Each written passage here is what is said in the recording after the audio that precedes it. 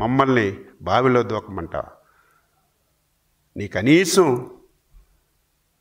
మొన్న జరిగినటువంటి ఎన్నికల్లో కర్ర కాల్చి వాత పెట్టి 11 కిలోమీటర్లు గొయ్యి తవ్వి అందులో పెట్టి పూడ్చినా సరే నీకు సిగ్గు లేకుండా, కనీసం పరివర్తన లేకుండా, ఒక పెద్ద లేక మంచి లేక మాట్లాడుతున్నటువంటి నిన్ను ఏమనాలో అర్థం కావడం లేదు.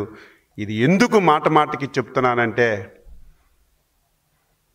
ప్రజలకి తెలియాలి, వాస్తవాలన్నీ ప్రజలు తెలుసుకోవాలని ఈ సందర్భంగా తెలియజేస్తూ, అడ్డదిడ్డంగా పెరిగిన అచ్చెన్నాయుడు వ్యవసాయ శాఖ మంత్రిగా ఉండి ఈ రాష్ట్రంలో రైతుల్ని నిట్ట నిలువున ముంచేసిన దౌర్భాగ్య పరిస్థితుల్లో నువ్వుండి జగన్మోహన్ రెడ్డిని అంటావా నుయ్యో గొయ్యో చూసుకోమని?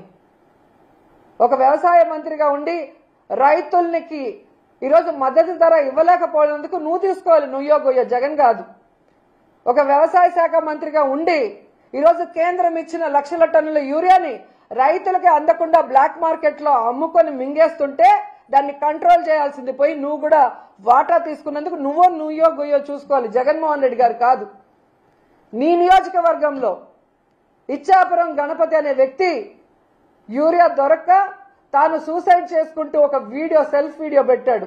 నీ దౌర్భాగ్యమైన మంత్రి వల్ల ఎలాంటి పరిస్థితి ఆ రైతుకు వచ్చిందో చెబుతూ, దానికి నుయ్యో గొయ్యో చూసుకోవాలి, జగన్మోహన్ రెడ్డి గారు కాదు.